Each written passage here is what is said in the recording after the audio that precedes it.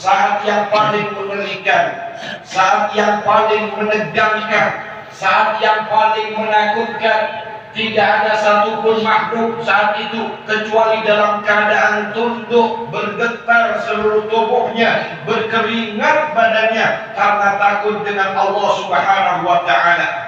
Allah Subhanahu wa taala di saat itu berfirman dengan kerasnya, kata Allah, ainal mutakabbirun, kemana orang-orang yang sombong, kemana mereka orang-orang yang tidak mau rukuk dan sujud, mana mereka yang ketika diperintah sholat 5 waktu tidak mau sholat, mana mereka yang ketika aku perintah puasa mereka tidak berpuasa, mana mereka, kata Allah, orang-orang yang menolak perintah Allah, orang-orang yang sombong dengan pangkat dan jabatannya, orang yang sombong dengan ilmu dan pengetahuannya, mana orang-orang yang sombong dengan harta dan kekayaannya, mana mereka yang congkak, angkuh dan sombong karena kekuatannya, mana mereka yang sombong karena banyak pengikut dan masanya.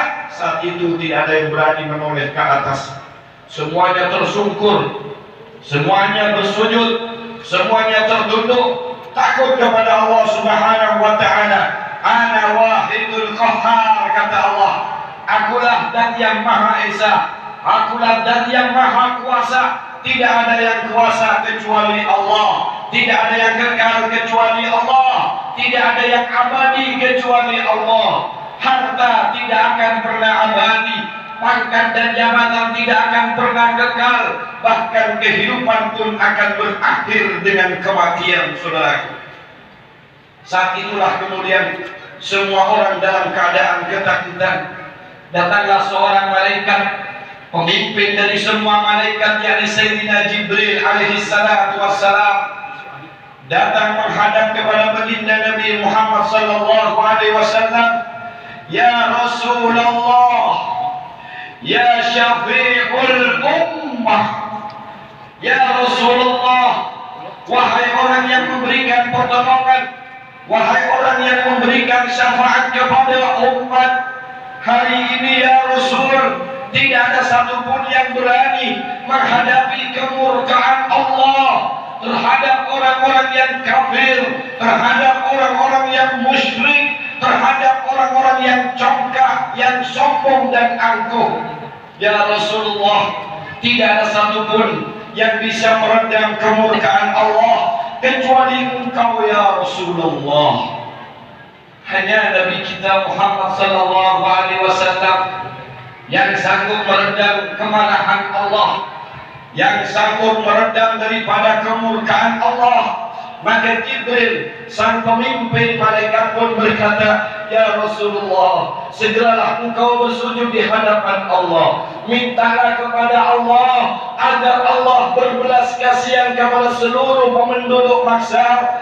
Mereka semuanya berlarian bagaikan orang yang mabuk, bagaikan orang yang gila, bagaikan orang yang tidak tahu arah. Mereka mencari pertolongan, mereka mencari pendamping, mereka mencari keselamatan, namun mereka tidak menemukan keselamatan, tidak menemukan pendamping, tidak menemukan penolong dari siapapun kecuali hanya Nabi Muhammad sallallahu alaihi wasallam. Inilah orang yang kita peringati peristiwa Isra dan Mi'rajnya. Inilah orang yang paling peduli dengan kita. Beliaulah orang yang paling mencintai kita. Beliaulah orang yang paling memperhatikan kita. Beliaulah orang yang paling sayang kepada kita. Beliaulah orang yang tak pernah meninggalkan kita walaupun sedetik pun. Beliaulah orang yang tidak akan lari kecuali akan menemani kita dalam masa-masa kesulitan kita nanti di yaumil qiyamah. Adakah di hari ini kita ingin membantu Nabi Muhammad?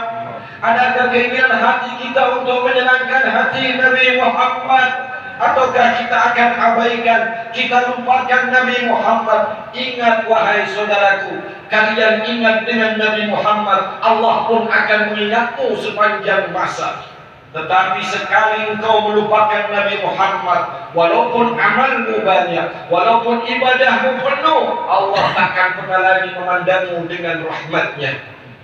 Oleh karena itu, Nabi kita Muhammad sallallahu alaihi wasallam dalam salah satu sabdanya berkata, seseorang yang lupa bersolawat kepada aku adalah orang-orang yang lupa menuju jalan surga. Siapa di antara kalian yang banyak bersolawat kepadaku, maka dia akan menjadi temanku nanti di dalam surganya Allah Subhanahu wa Ta'ala. Saat itulah saudaraku, orang-orang yang ada di penduduk Masyar, mereka berlarian menuju Nabi Allah Adam alaihissalam. Wahai Adam, bukankah engkau adalah bapak kami?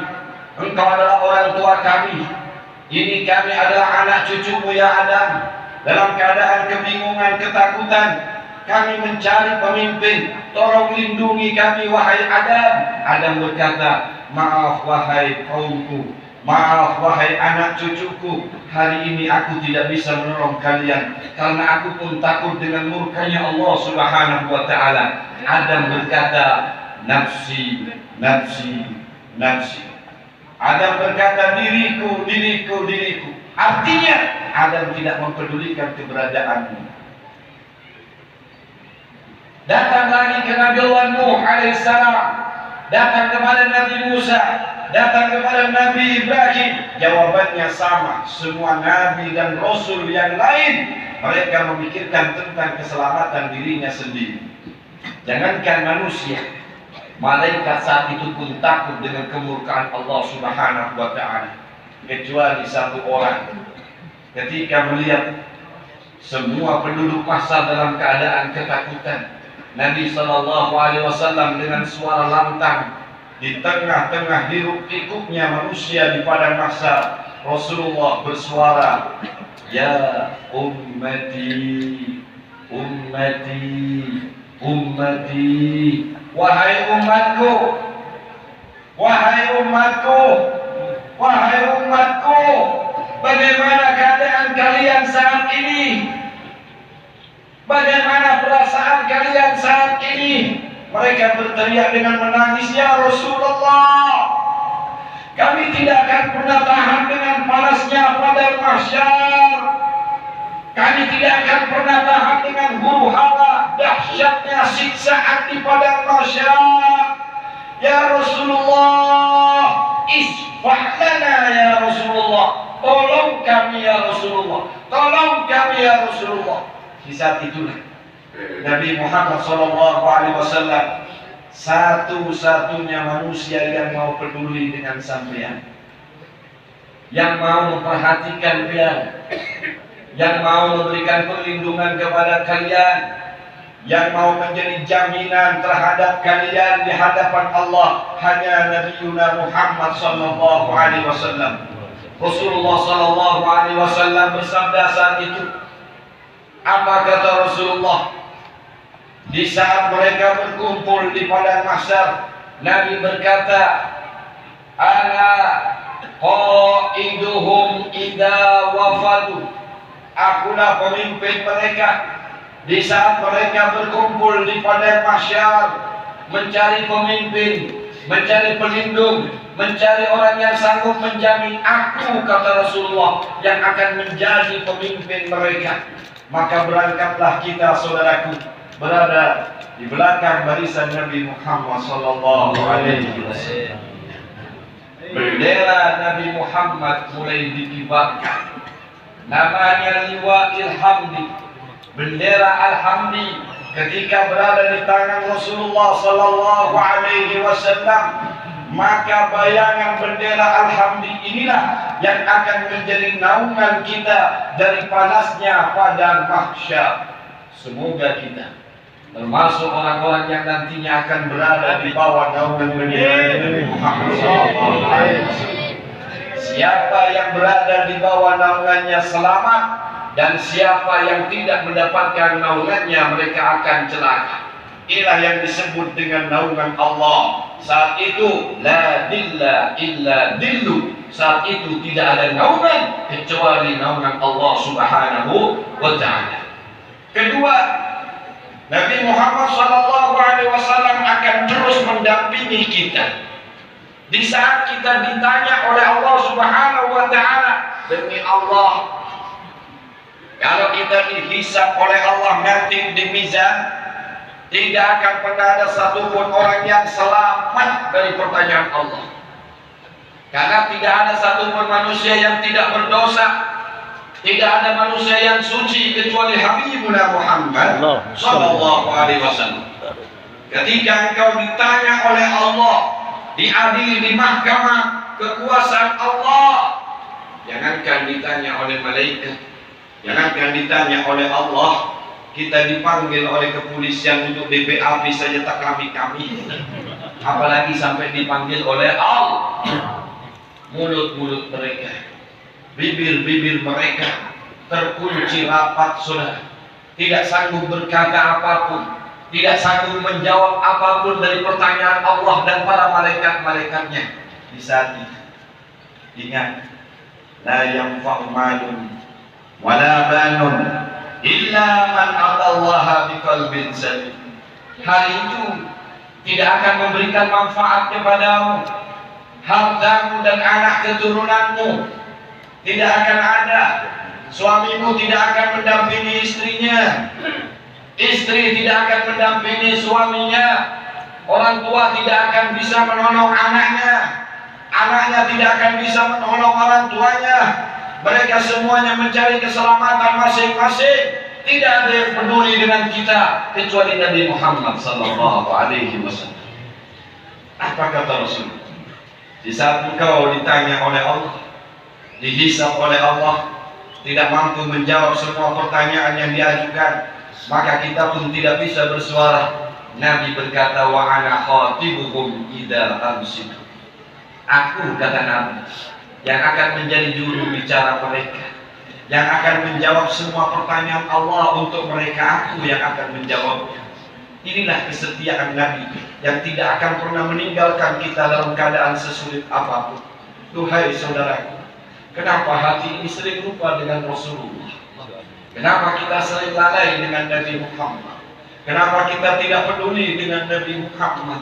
Sementara Nabi Muhammad tidak akan pernah meninggalkan kita sesulit apapun keadaannya. Rasulullah akan setia menemani kita. Berbeda dengan manusia kebanyakan. Tengok saudaraku, kalau kita lagi jaya, kalau kita lagi kaya, banyak kawannya, banyak temannya, tiap hari orang akan berdatang ke rumah kita. Tapi tengok ketika musibah menimpa kita, habis kekayaan kita, tidak lagi memangku pangkat dan jabatan. Ketika kita sakit dan menderita, nggak ada satupun orang yang datang kepada kita. Tapi tidak dengan Allah, tidak juga dengan Nabi Muhammad sallallahu alaihi wasallam. Beliau yang akan menemani kita di saat ditanya kita oleh Allah Subhanahu wa ta'ala. Sampai kemudian digiring lagi ke satu tempat namanya hisab. Tidak ada satupun di antara kita kecuali pasti akan menemui tempat yang namanya hisab. Maka yang kita minta kepada Allah, kalau sudah dihisab gak ada yang selamat, mesti ketemu aja salahnya. Jangankan perbuatan yang besar, jangankan perbuatan yang kecil, semuanya dihisab oleh Allah Subhanahu wa ta'ala. Dulu ada satu orang pulang dari Sarwan, habis makan sate, kemudian di giginya itu ada sisa dagingnya. Bahasa Banjarnya apa kali itu? Kesulitan ekonomi, kesulitan macam-macam. Kesulitan jadi wong Jawa, katanya orang Banjar kesulitan ngomongnya. Bujur. Kesulitan. Yang dimakan saat akhirnya dia cari apa namanya deh? Dongkrak. Untuk membersihkan kesulitannya tadi tenang. Lalu dia jalan, kebetulan ada pagar tetangga. Biasanya pagarnya dari paling atau kayu. Diambil sedikit, dicuil itu pagar untuk mengungkit kesulitan yang ada di dalam giginya. Akhirnya orang tadi malamnya mimpi hari sudah kiamat, dihisab oleh Allah, kena satu pasal tentang nyuil pagernya tetangga. Bayangkan kalau itu saja ditanyakan, apalagi sampean yang suka menggosipin Habib kayak Pak Habib digosipin. Orang baru datang mama sini sudah pada ribut. Kenapa Habib kepalanya diperban? Ini sorban. Bukan dari UGD terus kemudian ada imam membekal tujuan sini. Ini sorban lain per. Dari UGD ke Habib kepalanya diperban jangan. Bagus. Masya Allah. Cuil saja panggil orang ditanya sama Allah. Miskala dzarratin khairan yarah. Miskala dzarratin syarran yarah. Sekecil apapun, walaupun hanya matamu saja yang berkedip, ditanya sama Allah. Ditanya sama Allah. Bibirmu yang bergerak, kadang mau apa namanya, kadang mengumpat kadang. Tidak menceritakan aib orang kadang, tidak menjelekkan orang kadang, cuma bibirnya aja bergerak. Habib lewat bibir kayak gitu. Apa maksudnya bibir monyong itu? Itu ditanya sama Allah. Wahai fulana binti fulan, orang desa Lobang Baru, kenapa bibirmu maju? Bimuni, bibir monyong 5 cm. Kenapa bibirmu monyong saat Habib lewat? Ditanya. Apalagi ada yang kedip-kedip mata. Semuanya ditanya. Apalagi dengan hal-hal yang besar. Hati-hati, oleh karena itu hati-hati. Akhiri hidup kita dengan istighfar. Jangan tidur kita sebelum baca istighfar. Bagaimana istighfarnya? Yang diajarkan Nabi SAW, istighfar agar semua orang ini ridho sama kita. Pak, kalau di dunia ini kita cari orang itu ridho sama kita nggak bakalan bisa. Pembekal mau baiknya kayak apa, pembekal baju dia ada aja mau membencinya. Betul nggak? Bila banyak orang benci lawan.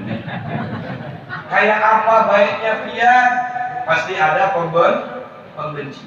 Karena memang sudah takdirnya dunia. Kullu syai'in itu, segala sesuatu itu ada penciptanya dan juga ada pembencinya. Sehingga sampean tidak usah repot. Kerjakan saja apa yang menurut sampean benar, diridhoi Allah, diridhoi Rasulullah, diridhoi guru kita. Lakukan saja, jangan dengarkan omongan orang. Anjing menggonggong, ambilkan batu.